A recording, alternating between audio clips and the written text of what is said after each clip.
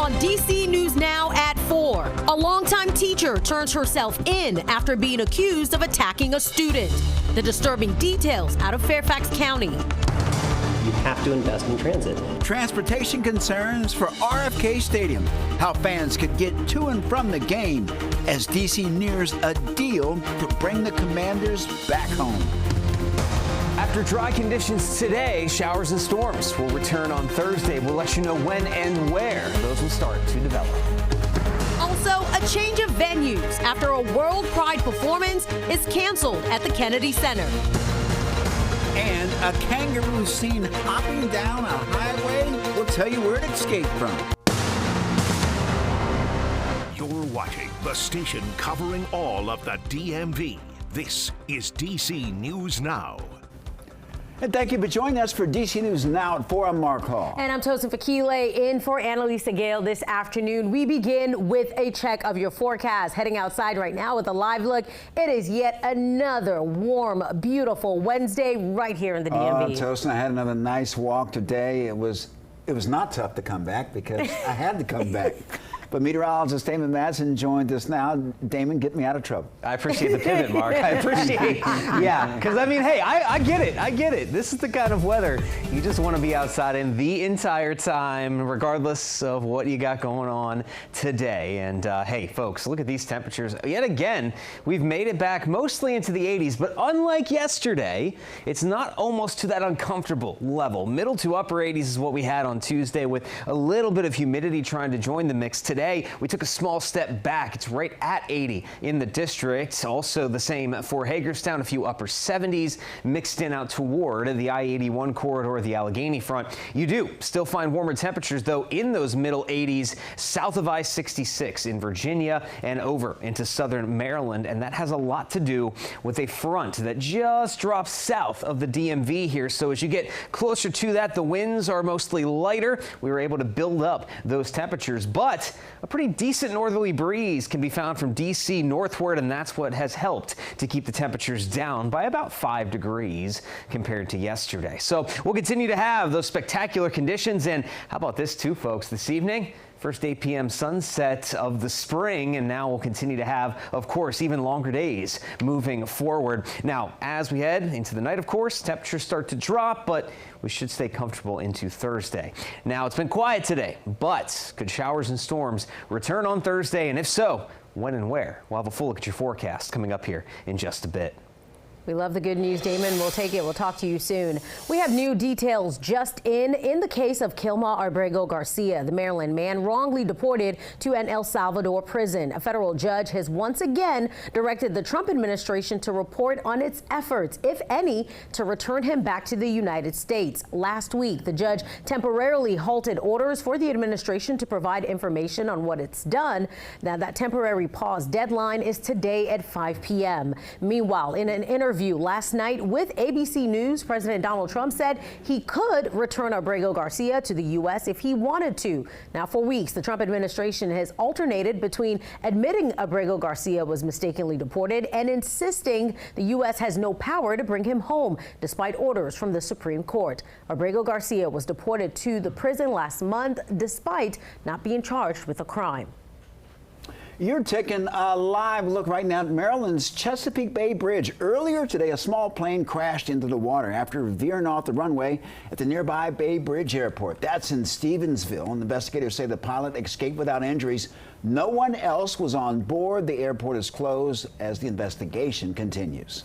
We head to Virginia now, where in Loudoun County Public Schools, there's an investigation into a disturbing video. It appears to show a student using racial slurs against an Asian American child. And Tosin, this incident took place off of school grounds and outside of school hours. In the video, a student from Eagle Ridge Middle School is seen using hate speech at a 5-year-old boy. The principal says that due to privacy laws, the school cannot share details about disciplinary actions, but the principal says the school is actively addressing the situation and will take appropriate steps in accordance to LCPS Code of Conduct. And meanwhile, in a letter to families, Superintendent Dr. Aaron Spence says LCPS is taking steps to address the incident, including a new campaign. It will remind students and staff about expectations for non-discrimination and proactive steps to end racial harassment in the school and community. You can read Dr. Spence's full letter and other actions being taken on our website, dcnewsnow.com. Now, we have reached out to the family of the 5-year-old for comment. We are waiting to hear back. And still in Virginia, a former Fairfax County public school teacher has been charged with allegedly attacking a student and another teacher. Yeah, this happened in March at Alexandria's Park Lawn Elementary School. Investigators say arrested a 61-year-old Mary Simmons on Monday. The school district placed Simmons on administrative leave after it first heard of the allegations. She has since retired. Simmons had been with a teacher in the district since 2009. Police said that specialists are working with the victims to make sure that they're receiving proper help.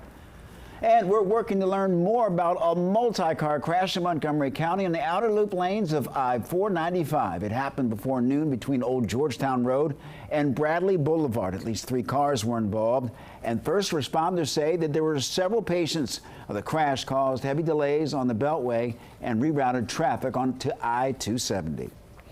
Well, police officers with the Rockville City Police Department are looking for someone who they say fired several gunshots Tuesday. Police say that 4 men were seen standing in the back of a Patient First parking lot on Rockville Pike when one of them took out a gun and fired several rounds toward the roadway. A manager we spoke with off camera at a nearby business says it's shocking because they rarely have shootings in the area. Now, the good news is no one was injured, but police are still looking for the suspects. In the district, city and federal workers are calling on Congress to restore D.C.'s budget. Yeah, the district will need to cut about $400 million unless Congress steps in. DC News Now's Liberty Simmons is live on Capitol Hill, where workers are pushing for change today. Liberty, good afternoon.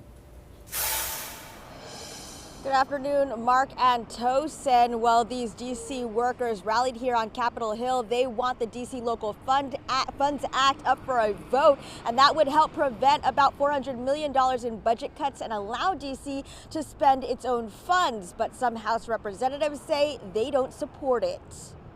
Asking these representatives in the House to pass this bill, make it quick, restore our money, particularly because this is not federal money, doesn't save the federal government a cent. Instead, it is D.C.